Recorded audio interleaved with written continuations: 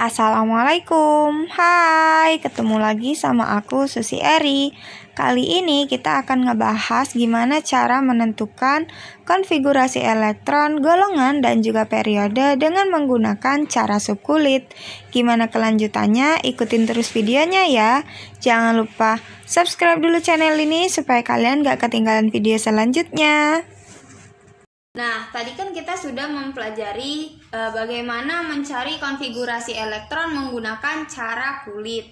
Sekarang kita akan mempelajari dengan cara subkulit, yaitu elektron menempati pada orbital dimulai dari energi terendah ke energi yang lebih tinggi.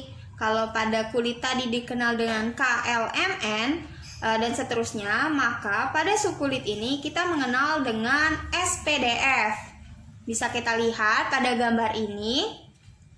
Nah, di gambar itu ada 1S2, 2S2 sampai dengan 5F14. Nah, itu yang SPDF adalah subkulitnya. Sementara angka yang terdapat di depan si huruf itu adalah kulitnya. Jadi, yang 1S itu kulitnya 1, kulit pertama, subkulitnya itu si S itu. Dan ada angka kan di atasnya. Ada angka, pada S itu ada angka 2, di P ada angka 6, di D ada angka 10, dan di F ada angka 14. Sama halnya dengan si kulit tadi, kalau di K itu elektron maksimal yang boleh ada di sana itu ada 2, 8, 18. Pada subkulit ini juga pada S itu elektron maksimalnya adalah 2, P ada 6, D itu 10, dan F itu 14.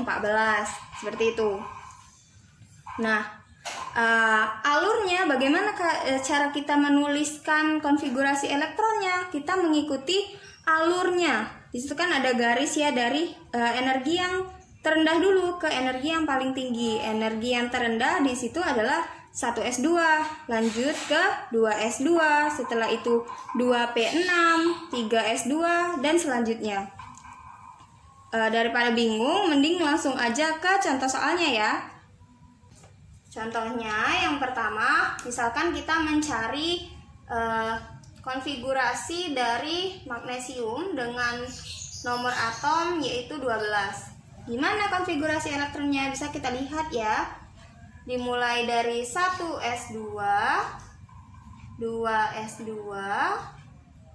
2P6, lalu ada 3S2.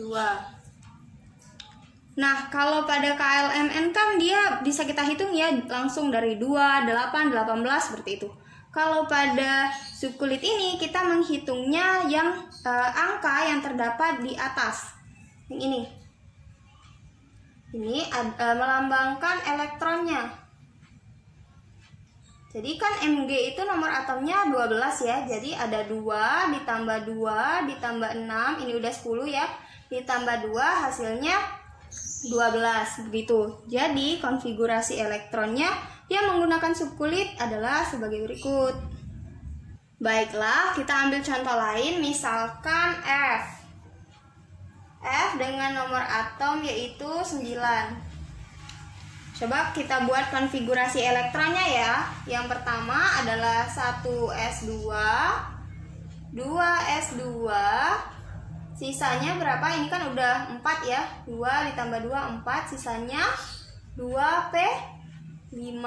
Ya, kenapa nggak 6 Kak? Karena nggak cukup. Dia kan hanya memiliki nomor atom yaitu 9 jumlahnya. Sementara kalau kita taruh 6 di sini, maka dia akan menjadi 10. Kalau dia 9 ya kita tuliskan aja jumlahnya pas 9 gitu. 2 ditambah 5. Baiklah, kita coba ke contoh lain. Misalkan Si dengan nomor atom 14. Kita buat konfigurasinya yaitu 1S2, 2S2, 2P6, 3S2. Ini jumlahnya udah 4 ditambah 6, 10 ditambah 2, 12. Selanjutnya setelah 3S2 berapa lagi? Ya benar, 3P berapa sisanya? Ini kan sisanya tinggal 2 ya. Nah, buat aja 2. Kak, itu kan cuman sisa 2 ya. Bisa nggak sih langsung aja kita buat 3S4? Oh, nggak bisa. Kenapa nggak bisa? Karena tadi jumlah elektron maksimal yang ditampung oleh S itu hanya sebesar 2 saja. Nah, tadi kan kalau menggunakan cara kulit itu kita bisa menentukan elektron valensi, periode, dan juga golongannya. Pada subkulit juga sama, kita juga bisa menentukan hal tersebut. Nih, kalau pada Mg, ya dia tuh punya aturan kalau elektron valensi terletak pada orbital S atau P, maka unsur tersebut termasuk ke dalam golongan utama atau golongan A. Jadi, ya kalau dia stop di S, itu kita bisa nentuin langsung ya elektron valensi dan juga golongan serta periodenya. Tapi kalau dia stop di P, ini kan dia stopnya di S ya. Kalau dia stopnya di P, kita harus ambil si S-nya. Nih, itu cara mudahnya ya. Jadi kita harus ambil juga si S. Jadi S ditambah P. Lalu kalau dia stop di D,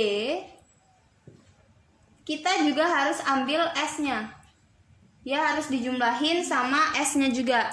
Jadi kalau dia berhenti di S, dia bisa langsung ditentuin. Tapi kalau dia berhenti di P, harus dijumlahin dulu sama S. Kalau dia di D juga harus dijumlahin juga sama si S. Pada magnesium yang memiliki nomor atom 12, kita lihat elektron yang paling luarnya yaitu nih ya, yang paling luarnya dia berhenti di subkulit S. Kalau dia berhenti di subkulit S, maka bisa langsung kita tentuin elektron valensinya ya. Jadi ini elektron valensinya sebesar 2 nih, 2. Tadi kan si elektron valensi itu erat sama yang namanya golongan ya. Jadi kalau elektron valensinya 2, berarti dia merupakan golongan 2A. Nih. Lalu kalau dia mau cari periode itu seperti yang tadi, dia erat atau lekat pada kulitnya. Jadi kita lihat kulitnya, dia berhenti di kulit apa? Nih, di kulit ke-3. Jadi dia merupakan periode 3, seperti itu. Kita lihat kalau kulit itu, kita lihatnya kulit yang paling besar ya. Ini kan ada 1, 2, terus tuh 3. Jadi kita lihat kulit yang paling besar yaitu angka 3. Lanjut, coba kita ke yang F. Di F itu dia berhentinya pada subkulit P, maka harus dijumlahin dulu sama si S. Kalau kita jumlahin, berarti elektron valensinya adalah 2 ditambah dengan 5, yaitu 7. Maka ia termasuk ke dalam golongan 7A. Dan juga periodenya, dia masuk periode keberapa? Kalau kita lihat kulit yang paling besar itu adalah kulit 2. Jadi ia termasuk ke periode 2, seperti itu. Nah, ini kan untuk golongan A saja ya. Kalau dia berhenti di orbital S dan juga P, maka sudah termasuk ke dalam golongan utama atau golongan A. Gimana kalau dia golongan transisi? Gimana cara nyarinya? Itu langsung aja ya. Jika terletak pada orbital D, maka ia termasuk ke dalam golongan transisi atau golongan B. Nah, jadi kalau dia stopnya di D, kita harus ngejumlahin dulu sama si S ya, kayak yang tadi. Nah, untuk aturannya sendiri, kalian bisa lihat di tabelnya ini ya. Nah, dia harus dijumlahin dulu. Si X ditambah dengan Y, jika hasilnya 3, maka ia termasuk ke dalam golongan 3B. Selanjutnya kalau dia stopnya jumlahnya itu 4, di 4B, seterusnya dan seterusnya. Nah, kalau hasil penjumlahan X dan Y-nya itu 8 atau 9 ataupun 10, maka ia termasuk ke dalam golongan 8B. Kalau dia 11, golongan 1B. Kalau dia 12, ia termasuk golongan 2B. Jadi ini udah ketetapannya kayak gitu ya. Kalian bisa hafalin aja kayak gitu. Langsung aja ke contoh soalnya ya. Misal dia Fe mempunyai nomor atom 26, kita buat konfigurasi elektronnya dulu, yaitu 1s2, 2s2, 2p6, 3s2, 3p6, 4s2, dan 3d6. Nah, dia kan stopnya di D nih. Kalau dia stop di D, maka dia udah pasti termasuk ke dalam golongan transisi atau golongan B. Jadi kalau dia stop di D, kita jumlahin juga sama si S-nya ini.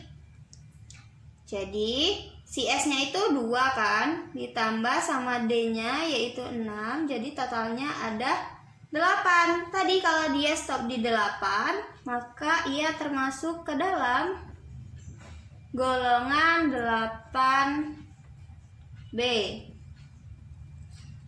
Nah, untuk periodenya, kita lihat kulit yang paling besar. Nih, pada kulitnya kita lihat konfigurasi elektronnya, kulit yang paling besar itu adalah si 4. Jadi dia termasuk ke dalam periode ke-4 seperti itu. Oke, segitu dulu videonya. Jangan lupa like kalau kalian suka video ini dan subscribe channel ini supaya kalian gak ketinggalan video selanjutnya. Jangan lupa share juga video ini ke teman-teman kalian supaya videonya bermanfaat bagi banyak orang. Wassalamualaikum.